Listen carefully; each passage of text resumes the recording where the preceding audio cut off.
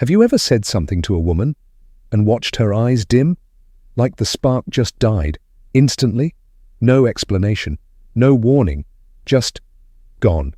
It wasn't what you did, it was what you said. In this video, I'll reveal 5 things you should never say to a woman unless you want to kill attraction faster than a bad pickup line at a funeral.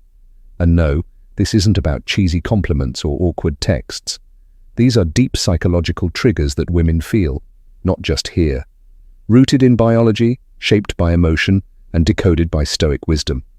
Stick with me to the end, because point 5?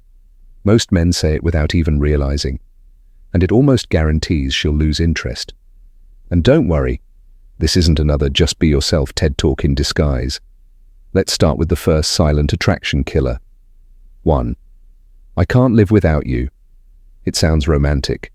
Something straight out of a movie scene, eyes locked, dramatic music swelling, and then, I can't live without you. But in real life? That sentence isn't romantic. It's a red flag waving in the wind. Here's the cold, psychological truth. When you tell a woman, I can't live without you, you're not showcasing your love. You're exposing your emotional dependency. And to the female subconscious that doesn't read as passion, it reads as weakness. Why? Because women, biologically, psychologically, are wired to seek stability, security, direction, not emotional chaos or dependency. Think of it like this. In the wild, a lioness doesn't follow the anxious, trembling gazelle. She follows the alpha, composed, confident, grounded. When you make a woman the very center of your universe, you unintentionally give up the core traits that made her attracted to you in the first place. Your independence, your purpose, your masculine identity. Unless your last name is Montague and you're living in Verona, tone down the Romeo-level dramatics.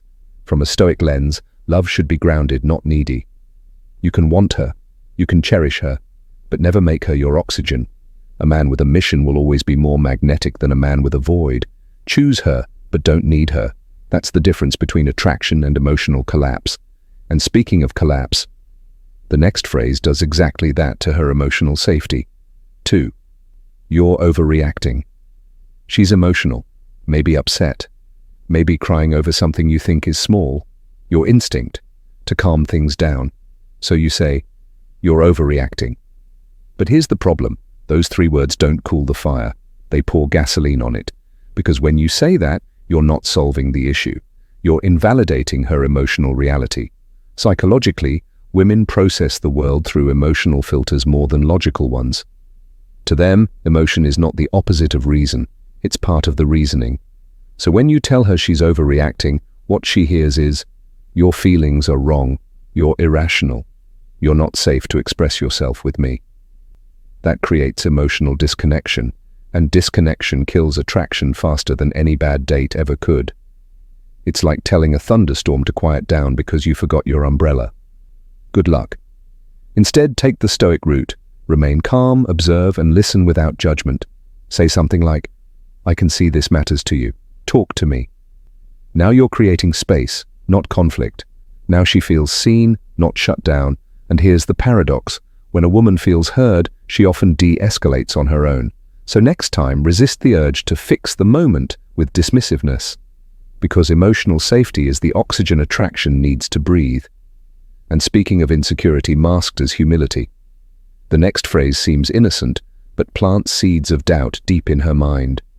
3. You're too good for me. It sounds sweet, like you're acknowledging her value, lifting her up, being self-aware. But here's the twist. Telling a woman, you're too good for me, doesn't make you look humble. It makes you look insecure. And nothing smothers attraction faster than the scent of self-doubt. Why?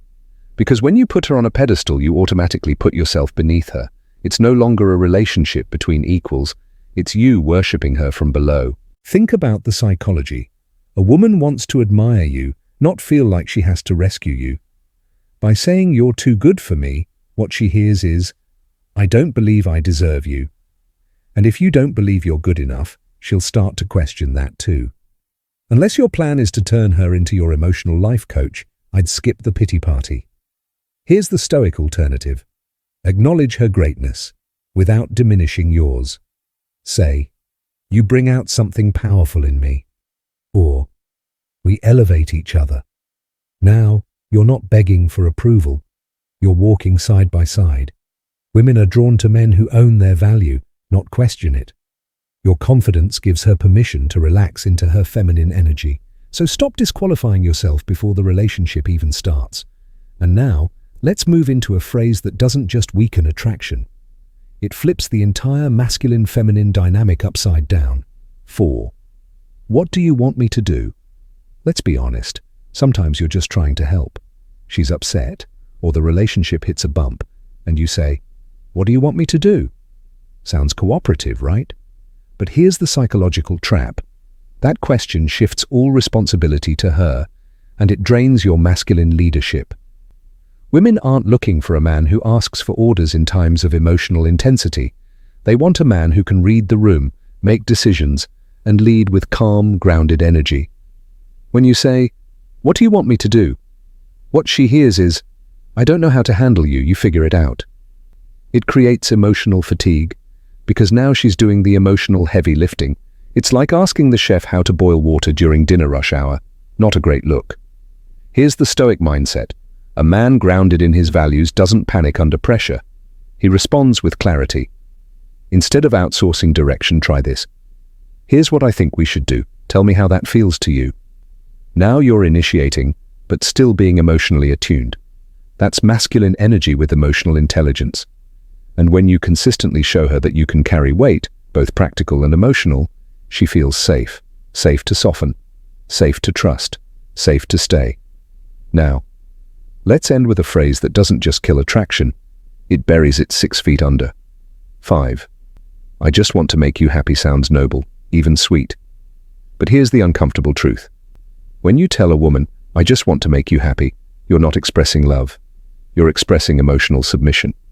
What she hears deep down is, "I'll become whatever you want. Just don't leave me." And that's not attractive. That's self-abandonment disguised as devotion. Women aren't drawn to men who orbit around their mood swings. They're drawn to men who walk a purposeful path and invite them to walk beside it.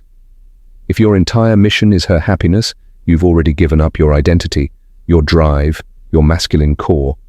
Unless she's looking for a man made of emotional IKEA parts, she's not interested in assembling your identity. The truth? When you give up your boundaries to please her, you stop being her partner and start being her project. And no woman falls in love with a renovation. Instead, lead your life with clarity. Be a man whose joy and direction come from within. Let her happiness be a beautiful bonus, not the goal. Now, let's bring it all home with a final insight and a call to action you don't want to miss. Let's rewind. Don't say, "I can't live without you." Live with her, not for her. Never call her emotions an overreaction. Listen first, logic later. Stop pretending she's out of your league. Stand in your power. Lead with confidence, not confusion. And above all, don't make her your reason for being. Become whole first. Because here's the ultimate truth. Attraction doesn't grow from pleasing her. It grows when you're anchored in your purpose, aligned in your values, and unapologetic in your presence. If you found this video eye-opening, hit that like button and subscribe for more unfiltered truths about dating, stoicism, and understanding the female mind. And drop a comment below. Which of these 5 have you accidentally said before? Because now, you know better.